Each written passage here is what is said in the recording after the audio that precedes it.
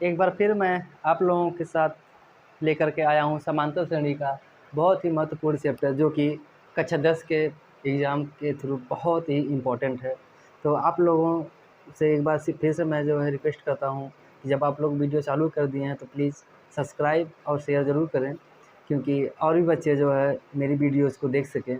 और देरी करते हुए जो है नहीं, आइए हम चालू करते हैं समांतर श्रेणी का बहुत इम्पोर्टेंट जो है चैप्टर। देखो बच्चों, समांतर श्रेणी का मतलब होता है जिसका अंतर समान हो। समांतर का अर्थ होता है समान प्लस अंतर, यानी कि जिसका जो है अंतर समान हो। ध्यान से देना बाबू कि समांतर श्रेणी का मतलब जिसका अंतर समान हो। अब पूछें किसका अंतर भाई, किस चीज़ का?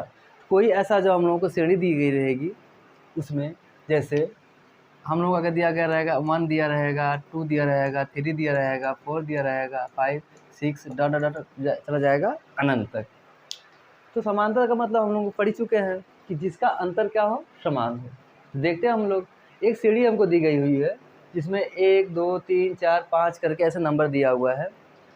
तो जिसका अंतर का मतलब क्या होगा, हम लोग जो है किसी अगले वाले पद से पिछले वाले पद को घटाएंगे, तो अगर उन लोगों का अंतर समान आ जा रहा है, ऐसे कितने प्रकार, जितने प्रकार के हमको जो है पद दिए गए रहे होंगे उनको बोलेंगे हम लोग हाँ ये समांतर श्रेणी है।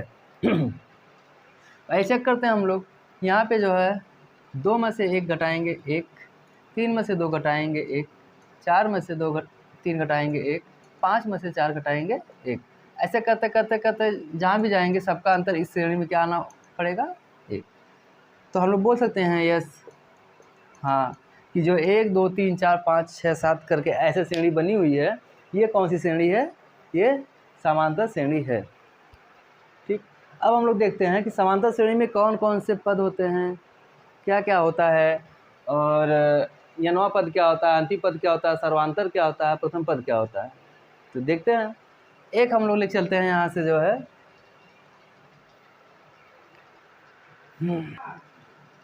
देखते हैं हम लोग जो है कि जो क्या प्रथम पद को हम लोग डिनोट करते हैं हमेशा ए से, और सर्वांतर को डिफरेंट बोलते हैं जिसको हम लोग डिनोट करते हैं डी से, और अंतिम पद को बोलते हैं लास्ट पद, इसको डिनोट करते हैं एल से, और यनवा पद को बोलते हैं जो अंतिम पद कौन सा पद आ रहा है उसको बोलेंगे टी एन से। यानी कि एक बार फिर से रिवाइज कर लो बच्चों, प्रथम पद ए, सर्वांतर डी, अंतिम पद एल और यनवा पद टी एल। ओके, अब एक बार एक चीज़ और हम बता दें कि चलो हम ले लेते हैं एक श्रेणी हमको दी गई है, ये हमको एक श्रेणी दी गई है, 2 है, 5 है, 8 है, 11 14, क्या दी गई है, 2 5 8 11 14 की हमको एक श्रेणी दी गई है। इसमें हम लोग कैसे जो है कैसे सीखेंगे क्या कौन सा पद पहला है, कौन सर्वांतर आ रहा है, कौन सा एल है और कौन सा जो है टी एन है। तो करते हैं हम लोग जो है, देखो यहाँ पे हम लोग देखते हैं कि जो ये श्रेणी का सबसे पहला जो टर्म होता है, सबसे पहला टर्म उसको बोलते हैं ए, यानी कि जो यहाँ पे इस श्रेणी में हमको ए मिला है वो कितना मिला हुआ है, 2। यानी कि पहला पद हम लोगों को ज्ञात करना सीख गए हैं कि किसी भी श्रेणी का जो पहला पद होगा उसको बोलेंगे हम लोग ए। हम लोग सीख गए हैं कि ए को कैसे निकालेंगे, श्रेणी को देखते ही जो पहला ही पद हमको मिल जाएगा उसको बोलेंगे ए। अब देखो डी कैसे निकालेंगे, डी को करेंगे कि अगले पद में से जस्ट उसके पहले वाला पद को हम क्या करेंगे, घटा देंगे, यानी कि अगले पद में से जस्ट उसके पहले वाले पद को घटा देंगे। अगला पद कौन सा है, 5, उससे पहले वाला पद कौन सा है, 2। अगर हम 5 में से 2 को घटाएंगे कितना आएगा बच्चों, एकदम राइट, 3 आएगा। कितना आएगा, 3। यानी अब ऐसे करते करते जो उनका अंतर रहेगा, जितने भी पद दिए रहेंगे, जितने भी टर्म्स दिए रहेंगे, जो उनका डिफरेंट रहेगा, सबका जो है अंतर कितना आना चाहिए, 3 आना चाहिए। जैसे 8 में से हम लोग 5 घटाएंगे, बताओ बच्चों, 8 में से 5 घटाएंगे 3। अब 11 में से 8 घटाएंगे 3, 14 में से 11 घटाएंगे 3। यहाँ पे हम लोग देख रहे हैं कि जितने भी पद हैं उनमें से पहले उस पद में से उसके पहले वाला पद घटाएंगे हम लोग, तो जस्ट घटाने के बाद क्या आ जा रहा है, 3 आ जा रहा है, जो कि उसका सर्वांतर क्या होता है, समान आ रहा है। तो हम लोग सीखे थे।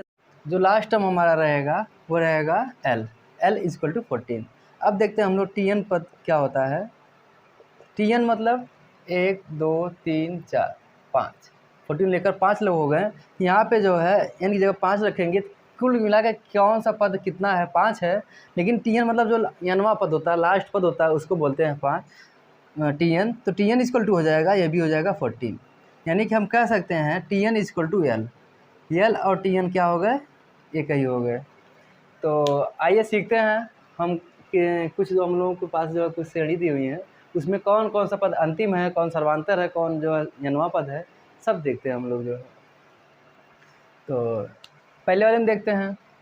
पहले वाले में जब 4 में से 2 घटाएंगे, या फिर पहले ए की बात करते हैं। पहले वाले में ए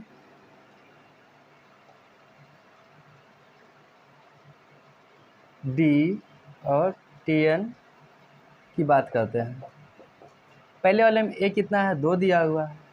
अब पहले में ए 2 दिया हुआ है और सर्वांतर कितना दिया हुआ है, 4 में से 2 घटाएंगे कितना हो जाएगा, ये हो जाएगा अपना जो है 4 में से 2 घटाएंगे 2 बचेगा।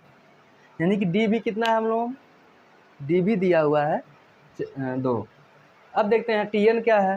Tn का मतलब होता है टी की जगह पे रखेंगे कि कितना पद पूरे जो है श्रेणी में है। यहाँ पे हम लोग इसको पता ही नहीं लगा पाएंगे कितना पद जो पूरे श्रेणी में है, यानी Tn जो है हम जो है निकाल नहीं सकते। Tn के लिए हमको अलग से जो है ये होना चाहिए कि इसमें कितने पद हैं, 10 हैं, 20 हैं, 25 हैं, तब जाकर के हम Tn निकाल सकते हैं। दूसरे में चलते हैं। दूसरे वाले में पहला पद 1, अंतर कितना है, 3 में से 2 जाएगा 2, वही चीज़ Tn। तीसरे में देखते हैं 7 में से पहला पद 4, 7 में से 4 जाएगा 3, यानी सर्वांतर जो है हमारा दिया गया है 3। अब हम लोग सीखते हैं इसका बेसिक जो फार्मूला है, जो सामान्य फार्मूला है उसको देखो। जैसे a है, a प्लस डी है, तीसरा हो जाएगा a प्लस 2d, ऐसे करते करते an-1 इंटू डी तक जाएगा ये। तो अब हम लोग आगे सीखेंगे कि कैसे हम लोग nवां पद ज्ञात करते हैं और कैसे हम n पदों का योग ज्ञात करते हैं। यानी कुछ पद तुमको दे दिया गया हो आप लोगों को, उसको कैसे आप लोग निकालेंगे, आइए सीखते हैं हम लोग। अगर हमको दिया गया हो सर्वांतर डी, पहला पद दिया गया हो a और n पद दिया गया हो, n पद दिया गया हो,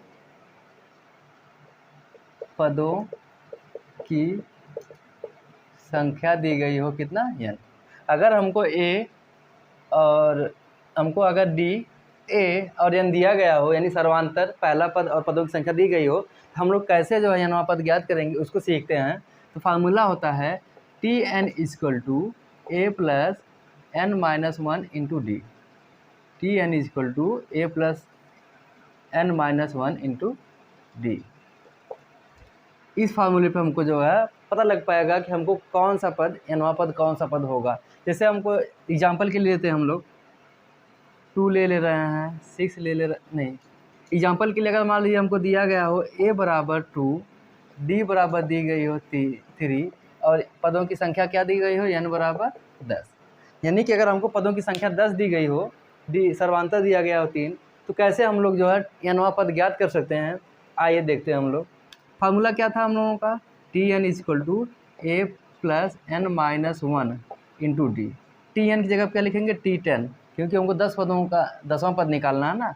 T10 इक्वल टू a कितना दिया हुआ है 2 प्लस n-1, n की जगह क्या रखेंगे हम लोग 10 -1 इंटू डी की जगह क्या रखेंगे 3, क्योंकि सर्वांतर हमको 3 ऑलरेडी दिया गया है। तो देखते हैं T10 इक्वल टू 2 प्लस 10 में से 1 जाएगा 9 बचेगा, और सर्वांतर डी की वैल्यू कितना दी हुई है 3। तो सॉल्व करते हैं। T10 इक्वल टू 2 प्लस 9 3 जा 27, यानी कि 27 प्लस 2 हो जाएगा 29। हमको T10 आ गया आंसर हमारा 29, यानी कि हमारा ऐसे करते करते जो 10वां पद जो रहेगा वो 29 होगा, 10वां पद। अब हम लोग सीखते हैं कि कैसे हमको n पद दिया गया रहे उसका हम सम कैसे निकालते हैं, योग कैसे निकालते हैं।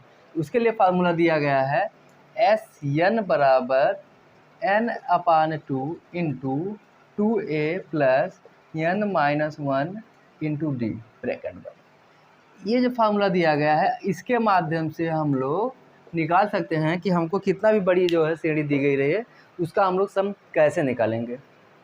तो देखते हैं, अगर हमको दे दिया गया रहे जो है कि मान लो एग्जाम्पल के लिए लेते हैं हम लोग, एक आपको दे दिया गया रहे जो है a equal to 5 d equal to 2 और n आपको निकालना रहे कितना पद, कम से कम आपको मान लीजिए निकालना रहे 20 पद, कम से कम आपको निकालना रहे 20 पद। 20 पद का जो है आपको निकालना रहे जो है कि सम कितना होगा। तो आइए देखते हैं हम लोग जो है फार्मूला लिखते हैं s n equal to n upon two 2a plus n minus 1 into d. S n की जगह क्या लिखेंगे हम लोग 20, n बराबर दिया है 20, तो s 20 equal to 20 upon 2 into 2 into पहला पद दिया गया हमको 5, 2 इंटू 5 प्लस n माइनस 1 यानी 20 माइनस 1 इंटू डी की वैल्यू क्या दी गई है 2। आगे चलते हैं हम लोग, ये कट जाएगा बचेगा 10, 2 × 1 2 10 20, 10 बचेगा। अब 5 दूनी 10 होता है, यहाँ पे अगला देखेंगे अब 20 में से एक जाएगा 19 बचेगा और इंटू 2 यानी गुणे में 2। यस 20 की वैल्यू निकाल रहे हैं हम लोग, ध्यान रहे यस 20। अब देखते हैं हम लोग 10 इंटू ये 10 है लिख देंगे ऐसे, 19 दूना 38 38 होता है। अब 10 गुणे ये हो जाएगा 48, कैसे 38 में 10 जोड़ेंगे 48 हो जाएगा, 48 हो जाएगा। ये S20 की वैल्यू होती है। फिर देखते हैं यस 20 के लिए 48 दहा में 480, यानी कि जो हमारा ये 20 पदों का जो है सम होगा, 20 पदों का योग होगा, वो कितना होगा 480 होगा। वाह।